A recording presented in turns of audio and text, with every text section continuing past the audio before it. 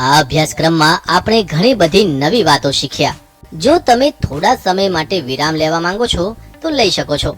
જો તમે ઈચ્છો તો મારી સાથે થોડી કસરત પણ કરી શકો છો.